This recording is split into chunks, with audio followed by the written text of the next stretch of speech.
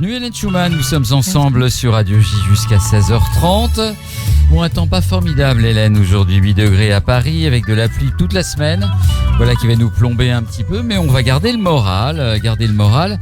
Surtout rester avec Radio J, nous avons mijoté pour vous une très très belle après-midi. Alors quels sont déjà les temps forts, Hélène, pour ce mardi après-midi? Alors, dans très peu de temps, c'est Entr'acte avec Christophe Barbier. Il rend hommage aujourd'hui au comédien disparu Jean-Pierre Bacry.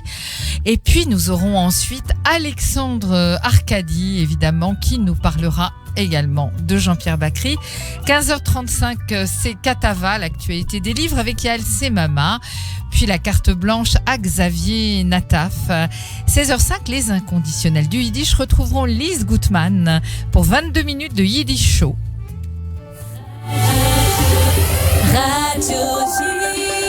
Allez, il est 15h07, c'est le moment d'Entr'acte, le magazine théâtral des mardis après-midi de Radio J. Christophe Barbier, vous allez rendre hommage cet après-midi avec Hélène Schumann pour parler donc de Jean-Pierre Bacry. Alors vous Christophe qui avez bien connu, je suis sûr, Christophe Bacry, peut-être pour commencer une petite anecdote sur Christophe, sur ses manies. Jean-Pierre Bacry, pardon. Deux choses. Je me souviendrai, je l'ai jamais interviewé, je l'ai croisé une fois dans un restaurant où il semblait jouer son propre rôle d'ailleurs, beaucoup l'ont dit avant moi, mais ce côté bougon, ours mal léché, il l'avait aussi dans la vie de tous les jours. Il était dans cette époque un peu comme un chien dans un jeu de quilles et ça faisait tout son charme et on le regardait dans la vraie vie comme si on tournait dans un de ses films. Mais moi, j'ai un autre souvenir particulier. J'ai eu la chance d'assister à l'une des premières représentations de Cuisine et Dépendance en 91. Et il y a cette fameuse scène où il téléphone pour trouver une chambre d'hôtel parce qu'il a décidé de claquer la porte de la maison. Et il tombe sur un réceptionniste bavard qui lui en laisse pas placer une. Et c'était une scène où on voyait le public hurler de rire, se tordre de rire, alors que Bacry ne faisait rien. Il avait des mimiques. Il écoutait au téléphone quelqu'un qui était censé lui parler, qu'on n'entendait pas et qui d'ailleurs n'existait pas. C'était un personnage fictif. Et sa seule tête, sa seule manière de soupirer, d'essayer de reprendre le fil de la conversation, de s'énerver et de se désespérer à la fois, eh bien, ce seul jeu-là suffisait complètement à transformer la salle en un vaste fou rire. Et c'était ça, la marque Bacry.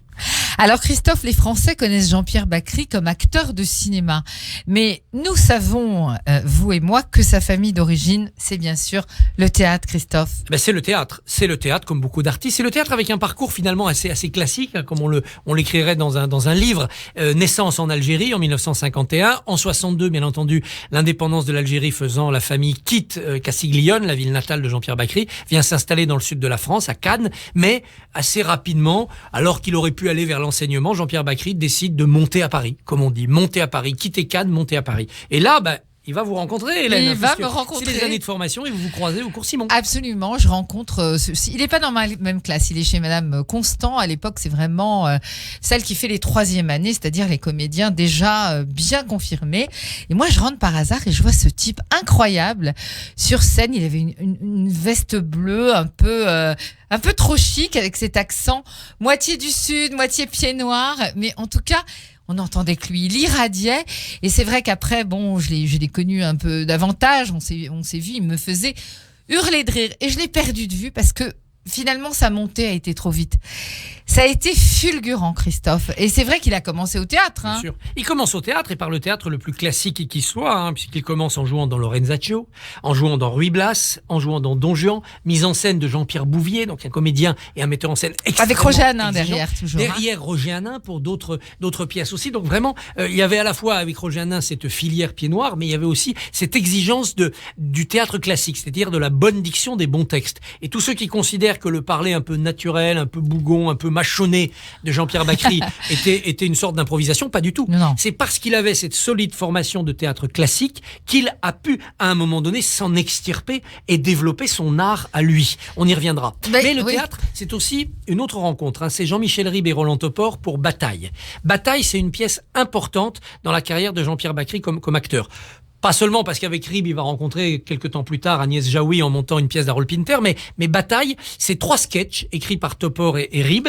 Le premier, c'est 2 naufragés, sauf qu'il y a le barman du bateau et puis un snob, un dandy, un aristocrate. Ensuite, on est dans un refuge en pleine montagne, pareil, avec quelqu'un de la haute société et quelqu'un de la basse société. Et à la fin, dernier sketch, il y a un député européen socialiste un peu enrichi qui reçoit une visite et qui lui fait voler en éclats sa carrière politique. Et là-dedans, je pense que dans cette pièce-là, avec cet humour-là de Roland Topor, Bakri a appris quelques fondamentaux de ce qui allait être son art de comédien. Mais toujours posé sur des bases classiques qu'il va d'ailleurs retrouver à la fin de sa carrière, à la fin de sa vie, puisqu'en 2016, il a eu un Molière pour le rôle de Chrysale dans Les Femmes savantes. Donc, une pièce de Molière des plus exigeantes, très intellectuelle, très écrite, et il y était remarquable. Autant dire que la mise en scène de Catherine Niégel et le reste de l'interprétation était un peu bancal. Ça fonctionnait pas très bien. La pièce avait été accueillie d'ailleurs assez diversement.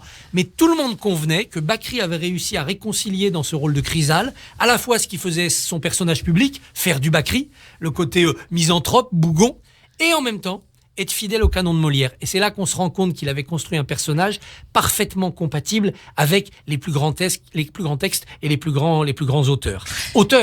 D'ailleurs, le théâtre, c'était aussi pour Bakri, pas seulement un exercice d'interprétation, mais un exercice d'écriture. Il a eu un des premiers prix de sa vie, pour une pièce qu'il avait écrite, Le doux visage de l'amour. On est en 79, il n'a pas 30 ans à ce moment-là. Et puis bien sûr, comme auteur, épaulé avec Agnès Jaoui qui lui apportait autre chose dans son talent d'écriture, il va composer quand même Cuisine et dépendance et Un air de famille. D'abord, avant d'écrire d'autres scénarios. Mais pour le théâtre, c'est 2 pièces majeures qui vont révolutionner la comédie de mœurs contemporaine en y apportant une écriture, une sonorité et une interprétation nouvelle. Alors c'est vrai que cette personnalité qui s'est composée de bougon un peu râleur, en fait, il l'avait pas toujours, parce que moi je me souviens quand il était jeune de ses débuts au Court-Simon, il était plutôt, je dirais, pas un peu timide, mais quand même. Et je pense que derrière ce personnage, il y a sans doute beaucoup d'émotions, beaucoup de pudeur. Oui, beaucoup de pudeur, beaucoup de retenue. Il y avait un côté carapace chez lui qu'il fendillait. Et toute la maladresse voulue de son expression dans les personnages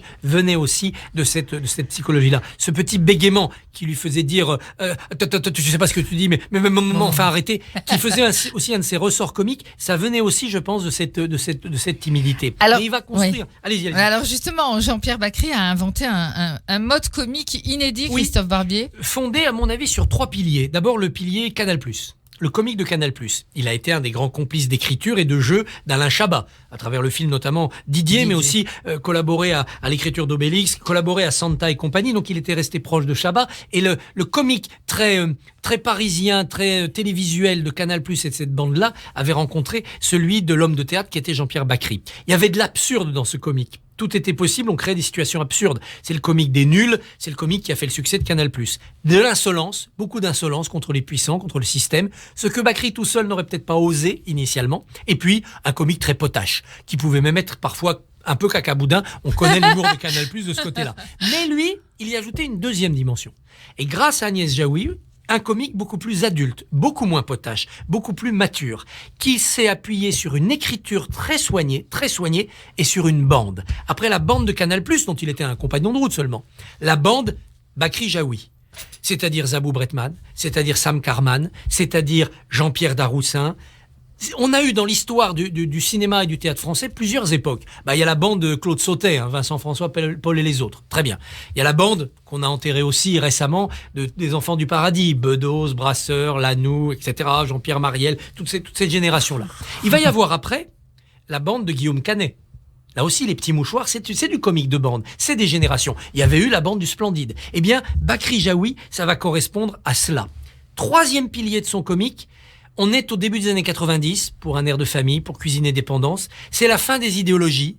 C'est la fin du tout fric des années 80. Donc l'humour des bronzés, l'humour bling bling, tout ça c'est un petit peu fini. On revient sur des fondamentaux. Finalement, la famille, les amis, très important. On a tous des vies un petit peu ratées. La fin, l'effondrement de l'Empire soviétique, ça va pas donner une ère de bonheur. On sent bien que tout ça est en train de tourner un peu vinaigre. Il faut porter un pessimisme, mais un pessimisme drôle. Un pessimisme dont on se sort en disant « Oh, finalement, la vie est belle. Allez, un apéro avec les copains et tout repart. » Ce comique-là, Ça, c'est vraiment l'invention de cette génération Bakri-Jaoui, appuyée encore une fois sur une écriture très soignée, puisque ça a donné les scénarios des films d'Alain Resnais, c'est-à-dire tout sauf Baclé. Et au sein de ce comique-là, il va faire surgir son personnage. Avec un peu de Buster Keaton, il ne rit jamais. Un comique tellement incarné qu'on dit parfois « Oh bah tiens, c'est du Bakri. Tiens, ce personnage, cet homme dans la rue, on dirait Jean-Pierre Bakri. » Et ça correspond à des expressions du langage courant. Quand on dit « Oh, ce type-là, il est mal luné. Il s'est levé du pied gauche. C'est un ours mal léché. » C'est des expressions du langage commun qui correspondaient à ce personnage qu'avait créé Bakri. Quelque part, Jean-Pierre Bakri, il a créé son Charlot à lui. Son Buster Keaton à lui, ce personnage identifié par cette manière de nous faire rire en râlant, en bougonnant, en n'étant jamais content. Et on peut écouter peut-être quelques extraits qui illustrent merveilleusement ce personnage, le Bakri. Non mais sérieux Philippe, hein, mollo sur le destroy. Oui. Ouais. Oh putain, merde. Tu fais chier, merde. Mais qu'il est con ce Klebs. C'est donc aujourd'hui que tout le monde a décidé de me faire chier. Hein, c'est aujourd'hui.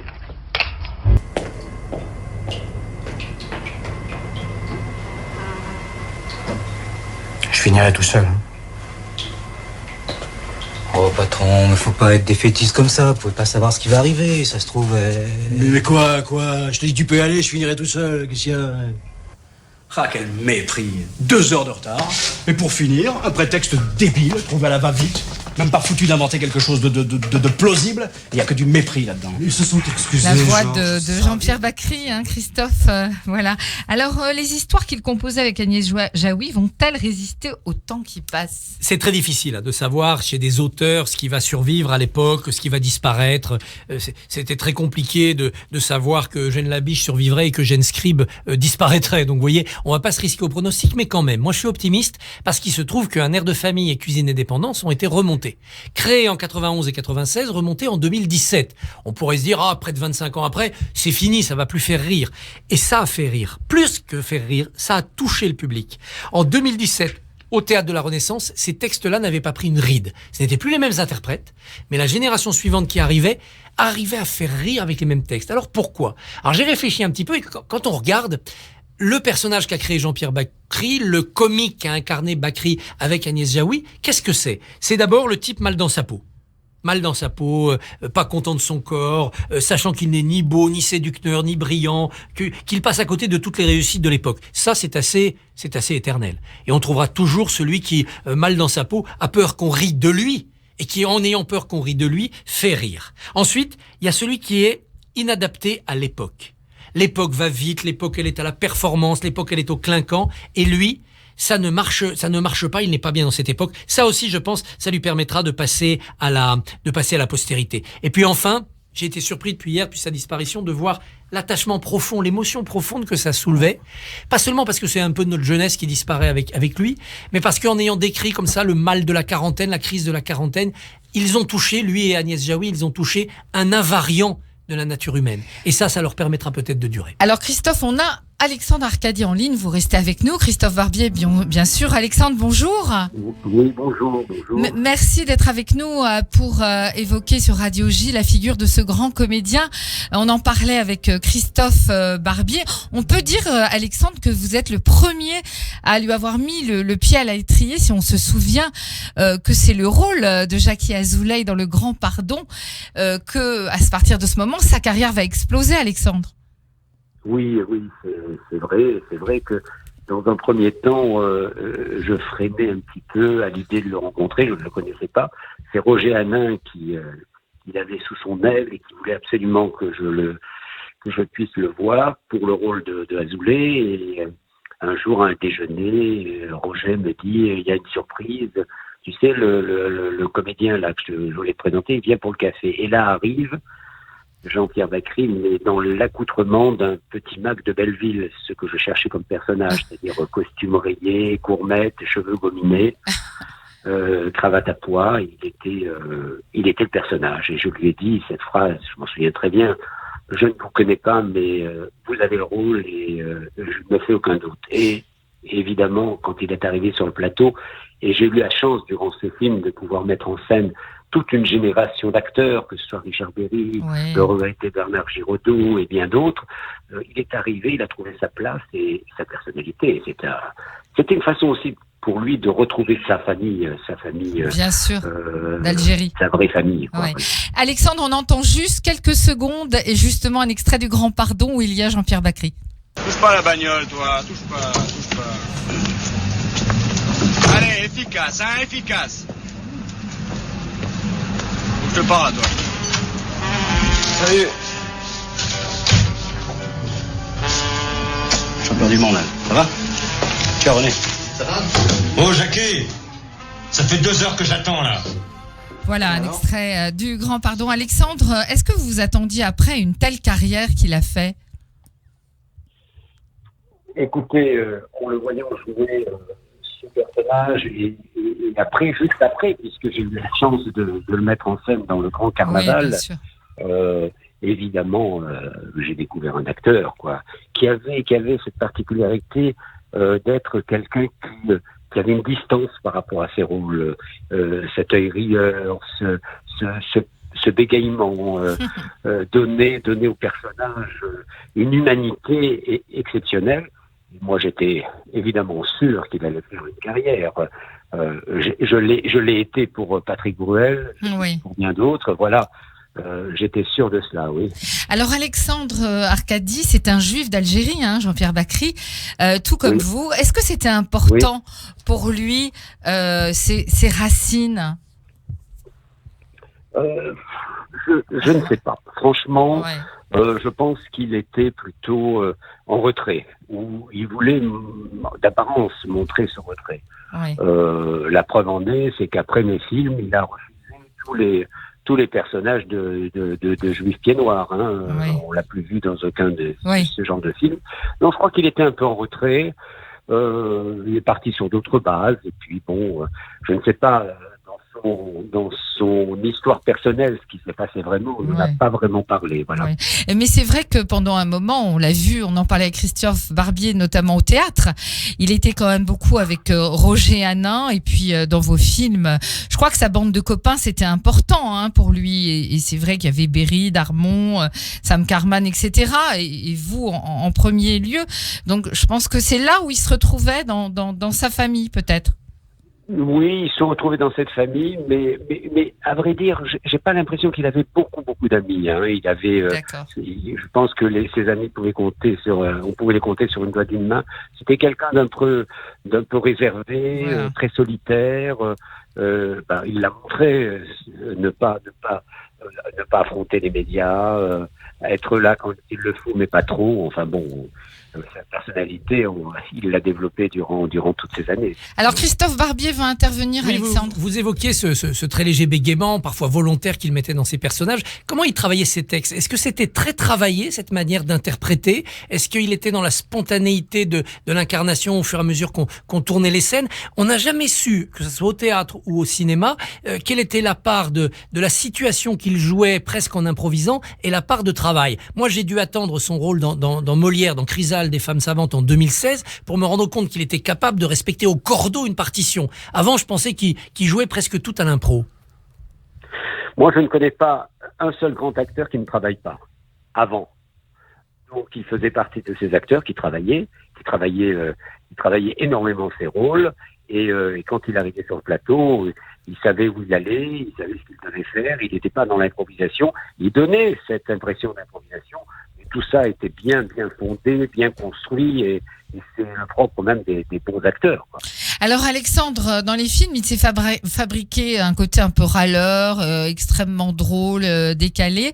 Est-ce qu'il était comme ça dans la vie? Est-ce que ça, c'était pas un côté un peu pudique et timide au fond de s'être fabriqué ce rôle?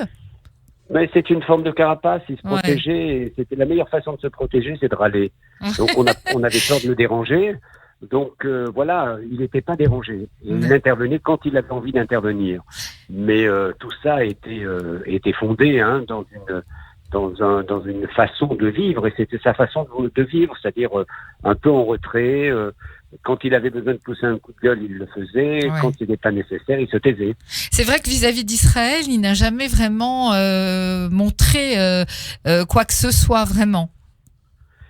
Oui, j'ai pas vraiment parlé de ça avec lui, Oui, bien sûr. mais le fait de pas en parler, Ouais. c'est un peu la réponse est là aussi. Voilà, hein. voilà. Alors, voilà. Alexandre Arcadi, vous attendiez une telle couverture médiatique dès sa disparition. Est-ce que vous avez besoin, surtout en ce moment où on vit des temps un petit peu moroses, que les gens avaient besoin de lui et qu'il était un peu comme un pansement sur leur cœur avec ce rire? Bon, vous savez, c'est la surprise d'abord. Partir à 69 ans, c'est un peu injuste. Ouais. Il y a beaucoup d'injustices. Personne qui attendait, parce qu'il avait cette pudeur de n'avoir dit à personne qu'il était malade. Ouais. Donc c'est la surprise liée au plaisir d'avoir suivi l'évolution de cet acteur qui nous a fait si rire dans ses films. Et je peux vous dire que dans la vie, il était tellement drôle, Oui, je tellement sais. drôle, Oui, c'est vrai. que voilà, c'est ce plaisir-là que les gens vont regretter immédiatement, plus l'injustice de le voir partir. Voilà, mais moi je suis très heureux qu'il y ait cette couverture. Ce n'est que justice, parce que c'est vraiment quelqu'un qui va nous manquer et qu'on va revoir avec plaisir dans tous ces formidables films qu'il a fait. Alexandre Arcadi, il restera quelque chose, en tous les cas, qu'on va écouter maintenant, qui est une des plus belles musiques de vos films, de son film un peu à lui. Écoutez, Alexandre. Merci, Alexandre. Merci à vous, merci, à bientôt.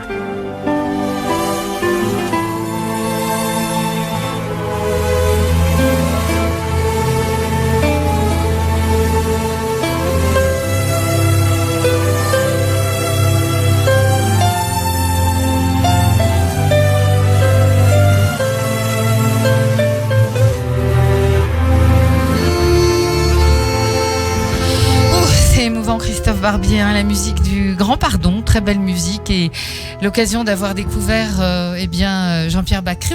On était avec Alexandre Arcadi. Christophe, allez, on vous laisse conclure.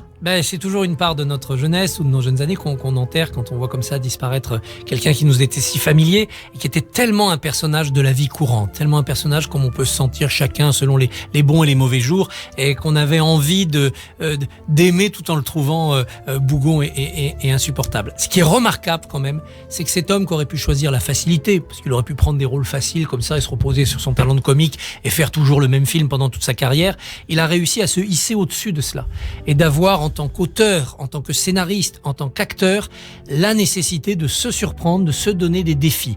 Le dernier film d'Agnès Jaoui, repensant un conte de notre enfance, le fait d'avoir travaillé avec des jeunes metteurs en scène, le fait de s'être frotté à Molière à la fin d'une carrière où il n'avait rien à attendre. Quand on va au théâtre jouer du Molière, on va toucher moins de gens et plaire à moins de personnes qu'en faisant un xème film qui va cartonner au box-office. Et bien tout cela, il a eu le courage de se le donner comme épreuve pour continuer à progresser dans son métier et ne jamais être dans la facilité. Ça, au-delà de l'affection qu'on avait pour le personnage qu'il était dans la vie comme à l'écran, ça doit nous donner encore l'envie d'être dans l'admiration vis-à-vis de Jean-Pierre Bacri. Merci Christophe. Merci à vous, allez, la semaine prochaine, ça sera Molière. On espère, mais Molière est éternel. Merci. Merci Christophe Barbier, merci Hélène Schumann. Prochain rendez-vous